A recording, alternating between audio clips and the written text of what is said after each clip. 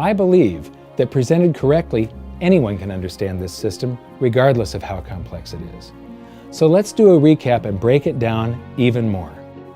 The way the system works is that, step 1, the government creates glorified IOUs.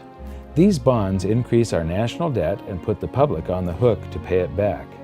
Step 2, IOUs are swapped to create currency.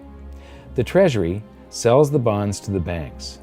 The banks then turn around and sell our national debt at a profit to the Federal Reserve, which they probably own. The Federal Reserve then opens its checkbook that doesn't have a penny in it and buys those IOUs with IOUs that it writes, checks, on a checking account that has a zero balance. Then they give those checks to the banks and currency just springs into existence, and then the whole process repeats. This results in a buildup of bonds at the Federal Reserve and currency at the Treasury, which is really just a supply of numbers. The Treasury then deposits the numbers in the various branches of the government, and we get to step 3. The government spends the numbers on promises, public works, social programs, and war. Then the government employees, contractors, and soldiers deposit their pay into the banks, and we get to step 4, where the banks multiply the numbers by magically inventing more IOUs through fractional reserve lending, where they steal a portion of everyone's deposit and lend it out. That currency gets redeposited, and then a portion is stolen again, and the process repeats over and over, magnifying the currency supply exponentially. Then we work for some of those numbers, which brings us to step 5, where our numbers are taxed. We pay tax to the IRS, who then turns our numbers over to the Treasury, so the Treasury can pay the principal plus the interest on bonds that were purchased by the Federal Reserve with a check from nothing. Then we get to step 6, the debt ceiling delusion.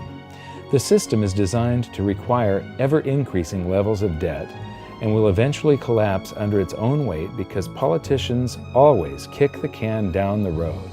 They don't want it to collapse on their watch.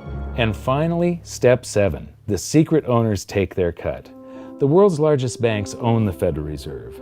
Those banks make a profit selling our national debt to the Fed. They make a profit when the Fed pays them interest on the reserves held at the Fed, and the Fed pays them a 6% dividend on their ownership of the Fed. This system is fundamentally evil. It funnels wealth from the working population to the government and the banking sector. It is the cause of the artificial booms and busts of modern economies, and it causes great disparity of wealth between the rich and the working class. And it is only possible because we no longer use real money, we use currency. Now this all sounds pretty bad, but there is great hope, for you are the greatest threat to this false monetary system. This system relies on the public being ignorant of its workings. Please share this knowledge with everyone you know, because an informed public that fully understands the system can build a better future for generations to come.